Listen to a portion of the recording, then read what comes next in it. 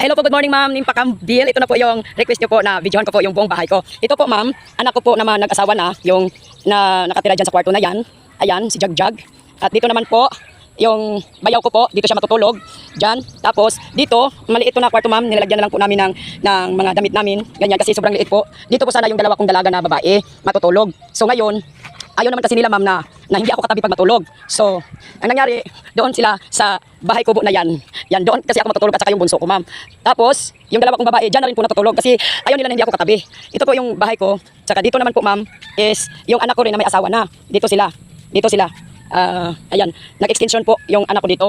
So, ay, kunin ko muna tong bra ma'am. Kasi ano. So, ito po yung kwarto ko ma'am. Itong kwarto na to ma'am, palayo muna ako. Kunti, para mag-clear. Itong kwarto na yan ma'am.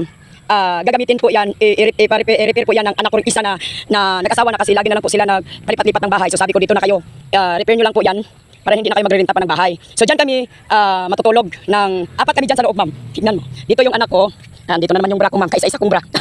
Ayan, dito yung dalawa kong anak na dalaga. Tapos dyan po yung bunso ko, katabi kaming dalawa, dyan. Ayan, dyan ko pinicturean kagabi yung pusa ko kasi dyan siya natutulog kagabi sa gilid namin. Ayan, yan po ma'am, dito rin po ako magla-live ma'am palagi kasi malamig kasi dito kasi dyan ako nag-repair niyan. Yan po ma'am, yan po lahat ma'am. Kapag na-repair na po yan ma'am, balik po kami dito. Balik kami dito. So sobrang sikip po talaga dito. Sobrang sikip dito, hindi kami kasya dito apat. So gagawin ko dito ma'am, pag magkaroon na talaga ako ng ipon talaga, may sobra po sa sa sahod ko dito sa FB.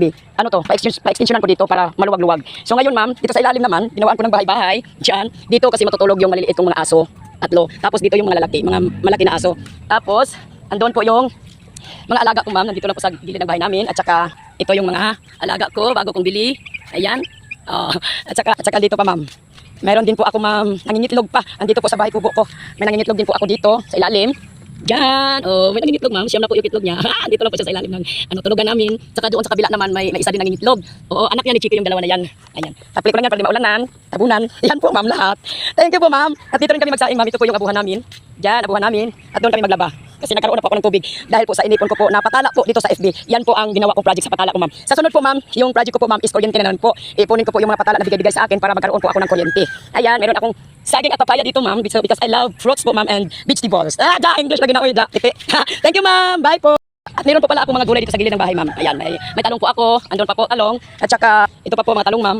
Yan, may sili po dito. Dito. May kalamunggay ako. Meron po akong ampalaya na namumulaklak na. Ayan, ampalaya. At saka meron po akong red tops dito.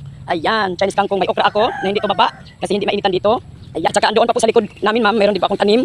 Ito yung likod ko. Dito ma'am, magka-extension pa ako ma'am kasi meron pa akong anak na uuwi. So mag-extension pa po ako dito. Dito.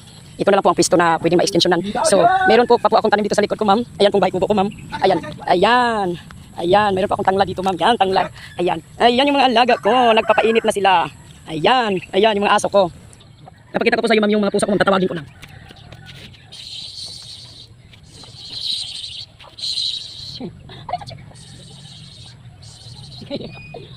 Dami ko pusa ko ma'am. Ayan mga pusa ko, mga ganda.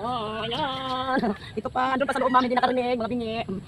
Ayan si Bagkang. Ito naman, cute.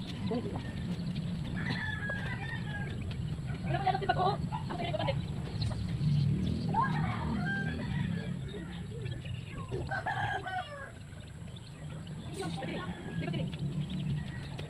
Ayan pa ko ma'am, mga maliliit. Ayan, ang busog-busog. Ayan. Ayan, maliliit. Battery! Battery! Ayan. Ayan.